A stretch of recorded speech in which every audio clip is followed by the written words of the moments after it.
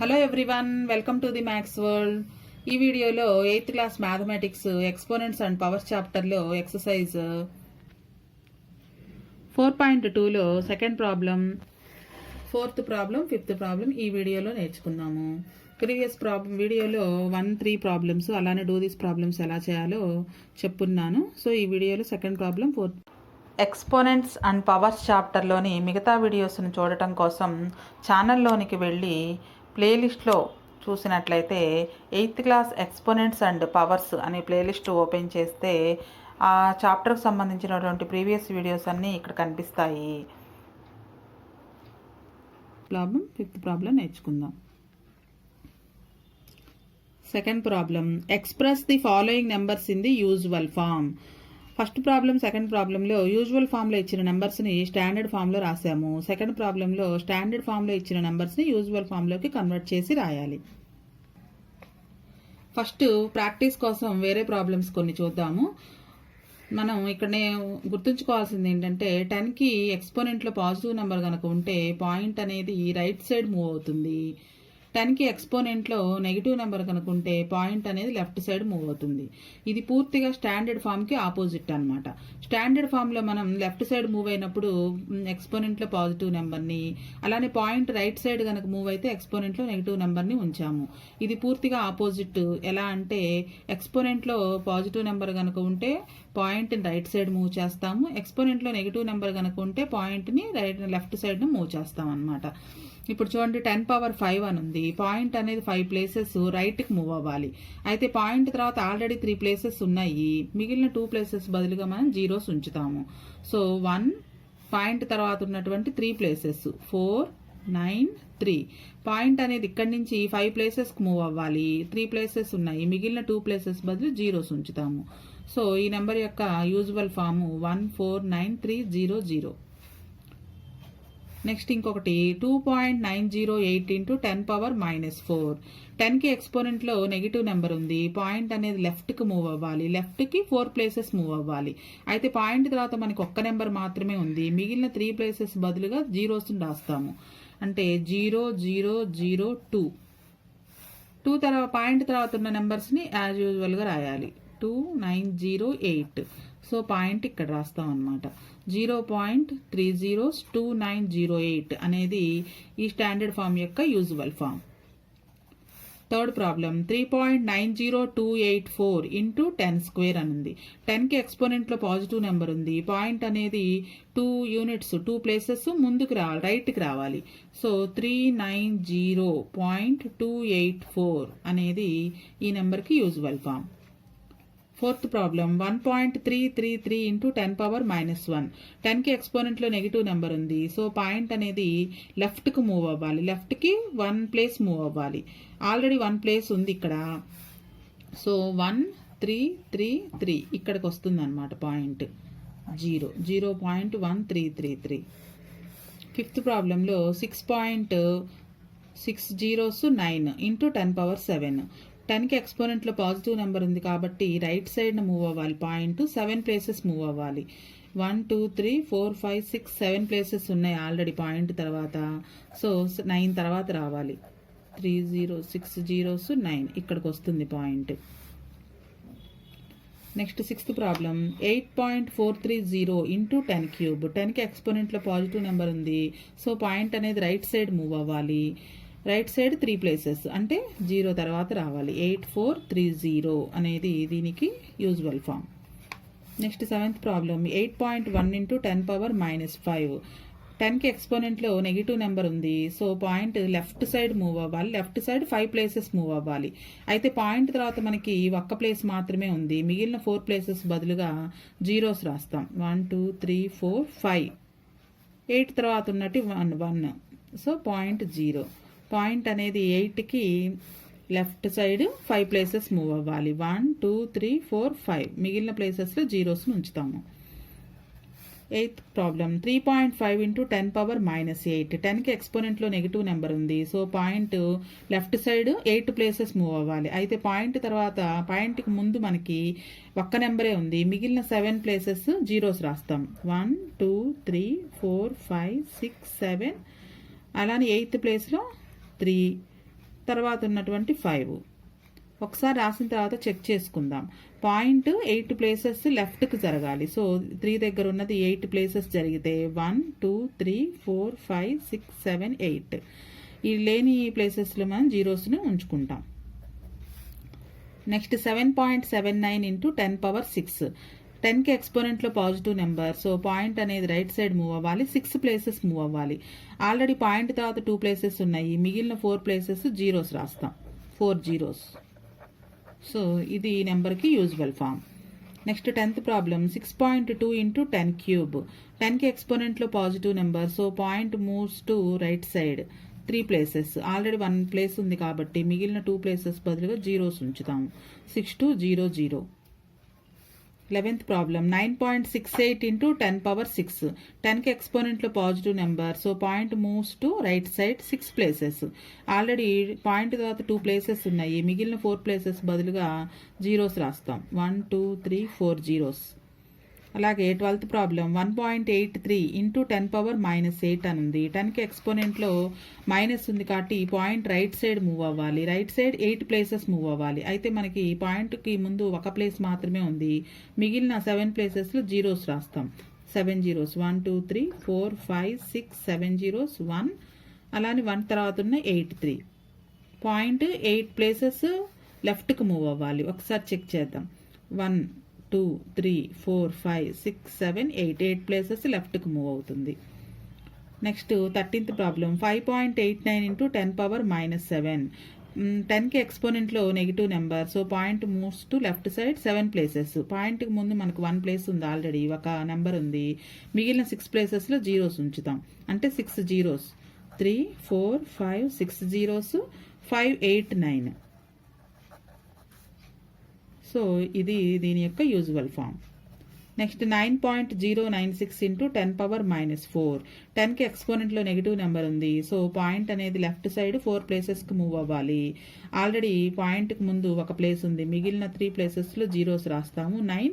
9 తర్వాత ఉన్నటువంటి నెంబర్ని యాజ్ ఇట్ ఈస్గా రాసేయాలి. 0.0009096 అనేది ఈ నెంబర్కి యూజువల్ ఫామ్. ఎక్సర్సైజ్లో ఉన్నటువంటి సెకండ్ ప్రాబ్లం ఎలా చేయాలో చూద్దాము. Express the following numbers in the usual form. ఇందాక మనం చేసిన ఎగ్జాంపుల్స్ అన్నిట్లాగే ఈ ప్రాబ్లమ్స్ కూడా చేయాలి. 10కి ఎక్స్పోనెంట్లో పాజిటివ్ నెంబర్ ఉంది. సో పాయింట్ అనేది రైట్ సైడ్ 5 ప్లేసెస్ మూవ్ అవ్వాలి. ఆల్రెడీ పాయింట్ తర్వాత 2 ప్లేసెస్ ఉన్నాయి, మిగిలిన 3 ప్లేసెస్ బదులుగా జీరోస్ రాస్తాము. ఇది ఈ నెంబర్ యొక్క usual form. Next 5.8 into 10 power 7. 10కి ఎక్స్పోనెంట్లో పాజిటివ్ నెంబర్ ఉంది. సో పాయింట్ రైట్ సైడ్ 7 ప్లేసెస్కి మూవ్ అవ్వాలి. ఆల్రెడీ పాయింట్ తర్వాత ఒక ప్లేస్ ఉంది, మిగిలిన 6 ప్లేసెస్ బదులుగా జీరోస్ రాస్తాం, 6 జీరోస్ రాస్తాము. ఇది ఈ నెంబర్ యొక్క usual form. Next third problem 32.5 into 10 power -4. 10కి ఎక్స్పోనెంట్లో నెగిటివ్ నెంబర్ ఉంది. So point left side 4 places move అవ్వాలి. పాయింట్ తర్వాత పాయింట్కి ముందు ఆల్రెడీ 2 ప్లేసెస్ ఉన్నాయి, మిగిలిన 2 ప్లేసెస్ బదులుగా జీరోస్ రాస్తాం, అనగా 0 0 3 2 5. పాయింట్ ఇక్కడికి జరుగుతుంది, అంటే 32 తర్వాత ఉన్నటువంటి పాయింట్ 4 ప్లేసెస్ ముందుకు జరుగుతుంది.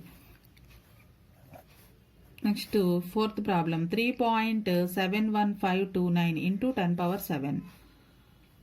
10కి ఎక్స్పోనెంట్లో పాజిటివ్ నెంబర్ ఉంది. సో పాయింట్ అనేది రైట్ సైడ్ 7 ప్లేసెస్ జరగాలి. పాయింట్ తర్వాత ఆల్రెడీ 5 ప్లేసెస్ ఉన్నాయి, మిగిలిన 2 ప్లేసెస్ బదులుగా జీరోస్ రాస్తాము.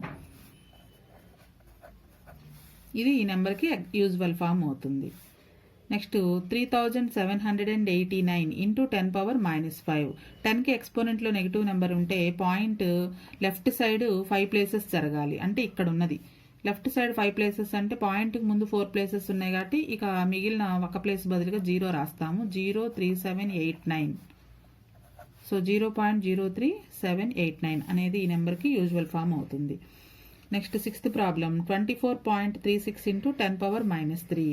10కి ఎక్స్పోనెంట్లో నెగిటివ్ నెంబర్ ఉంది కాబట్టి పాయింట్ లెఫ్ట్ సైడ్ 3 ప్లేసెస్ జరగాలి. ఆల్రెడీ పాయింట్కి ముందు 2 ప్లేసెస్ ఉన్నాయి, థర్డ్ ప్లేస్ బదులుగా 0 అని రాస్తాము, 02436.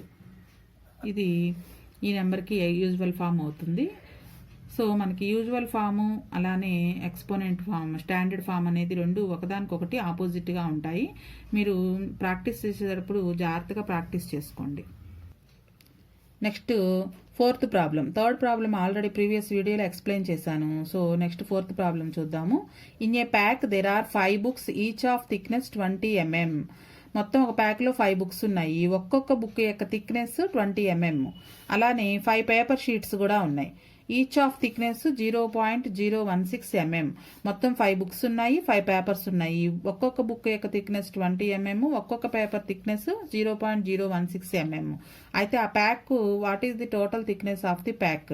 ఆ ప్యాక్ మొత్తం యొక్క థిక్నెస్ అంటే మందం ఎంత ఉందో కనుక్కోవాలి. Thickness of each book. First step, thickness of each book is equal to 20 mm. అటువంటి బుక్స్ 5 ఉన్నాయి. So thickness of 5 books is equal to, ఒక బుక్ వాల్యూ ఇచ్చి ఒక బుక్ థిక్నెస్ ఇచ్చి 5 బుక్స్ కనుక్కోమంటే 5తో మల్టిప్లై చేయాలి. So 20 × 5, 25 100 mm. 5 బుక్స్ యొక్క thickness 100 mm అవుతుంది. అలానే థిక్నెస్ ఆఫ్ ఈచ్ పేపర్, ఒక్కొక్క పేపర్ యొక్క థిక్నెస్ 0.016 మిల్లీమీటర్. అటువంటి పేపర్స్ 5 ఉన్నాయి. So thickness of 5 papers is equal to 5తో మల్టిప్లై చేయాలి. 5 × 0.016. సో పాయింట్ లేదనుకుని మల్టిప్లై చేస్తే 16 5s 80 అవుతుంది. మనకి పాయింట్ తర్వాత 3 నెంబర్స్ ఉన్నాయి కాబట్టి 3 నెంబర్స్కి ముందు పాయింట్ పెట్టాలి. ఇక్కడ 2 నెంబర్సే ఉన్నాయి కాబట్టి థర్డ్ నెంబర్ బదులుగా 0 రాస్తాము. సో పాయింట్ తర్వాత 3 నెంబర్స్ ఉండేటట్లుగా చూసుకోవాలి. 0.080 mm అనేది 5 పేపర్స్ యొక్క థిక్నెస్ అవుతుంది. అయితే ప్యాక్లో బుక్స్ పేపర్స్ అన్నీ కలిపి ఉన్నాయి కాబట్టి total thickness of the pack ఈ రెండు యాడ్ చేయాలి. బుక్స్ యొక్క థిక్నెస్ అలానే పేపర్స్ యొక్క థిక్నెస్ రెండిటి వాల్యూస్ని యాడ్ చేయాలి. యాడ్ చేసేటప్పుడు మరి ఇక్కడ మనకి పేపర్స్కి ఏమో పాయింట్ ఉంది, బుక్స్ యొక్క థిక్నెస్లో పాయింట్ అనేది లేదు కాబట్టి మనమే పాయింట్ పెట్టుకోవాలి. 100 పాయింట్. ఇక్కడ పాయింట్ తర్వాత 3 డెసిమల్ ప్లేసెస్ ఉన్నాయి కాబట్టి ఇక్కడ లేవు, వాటి బదులుగా జీరోస్ రాస్తాము. నెక్స్ట్ పాయింట్ కింద పాయింట్ పెట్టి పాయింట్కి ముందు ఉన్నటువంటి 0 ముందు, పాయింట్కి తర్వాత ఉన్న నెంబర్స్ తర్వాత వేసుకొని యాడ్ చేయాలి. సో 0 0 0 + 8 8, 0 + 0 0, 100 + 0 100. సో టోటల్ ప్యాక్ యొక్క థిక్నెస్ 100.080 mm అవుతుంది. అయితే దీన్ని స్టాండర్డ్ ఫామ్లో రాసినట్లయితే పాయింట్ అనేది 1 తర్వాత రావాలి. 100.080 is equal to point left side move అవ్వాలి. So 1.0008 into left side move అవుతుంది కాబట్టి 10² అని రాస్తాము. Left side 2 places, left side move అయినప్పుడు పాజిటివ్ ఎక్స్పోనెంట్ 2 ప్లేసెస్ కాబట్టి 10^2. ఇది థిక్నెస్ యొక్క ప్యాక్ యొక్క టోటల్ థిక్నెస్ 1.0008 × 10^2 mm.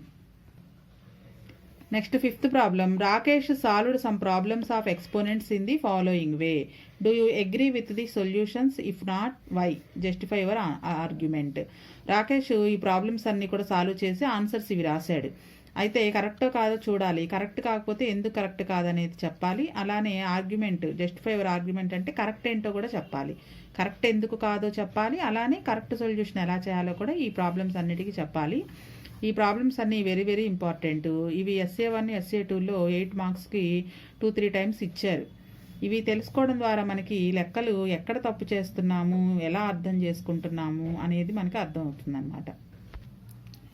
ఫస్ట్ ప్రాబ్లంలో x⁻³ into x⁻² is equal to x⁻6.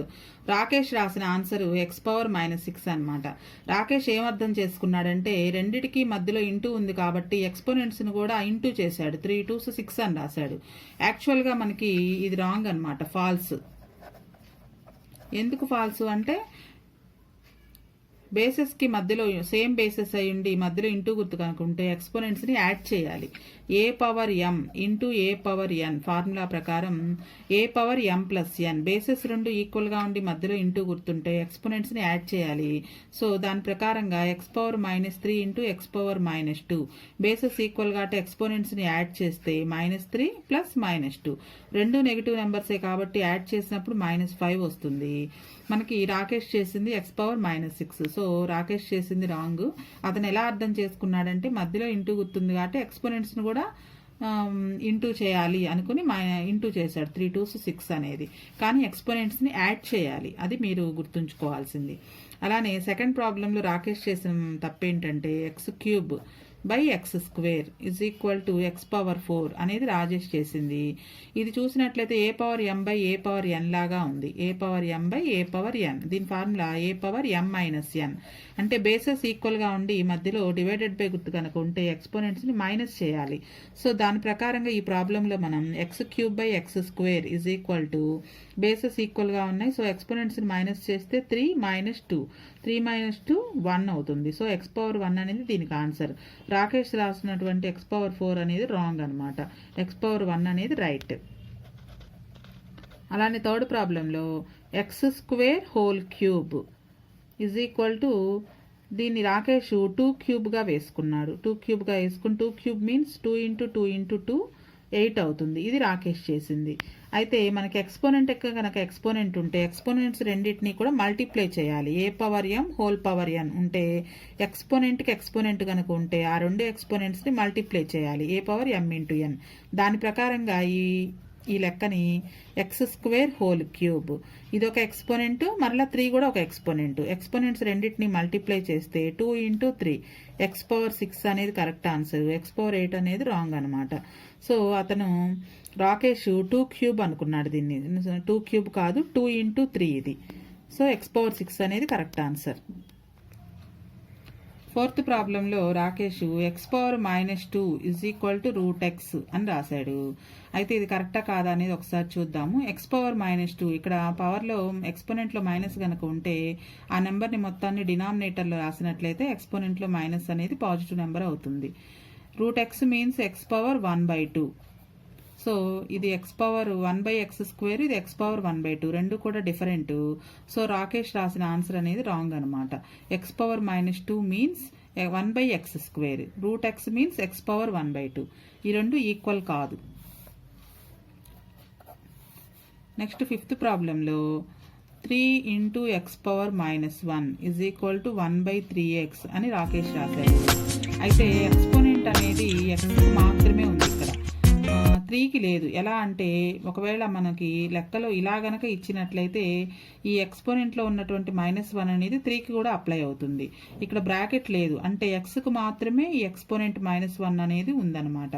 So దీన్ని గనక మనం రాసినట్లయితే 3 × x పవర్ -1, 3ని న్యూమరేటర్లోనే ఉంచుతాము. దీనికి పవర్లో ఎక్స్పోనెంట్లో మైనస్ ఉంది కాబట్టి ఈ మైనస్ పోవడం కోసం ఈ నెంబర్ మొత్తాన్ని డినామినేటర్లో రాసినట్లయితే ఇది 3/x అవుతుంది.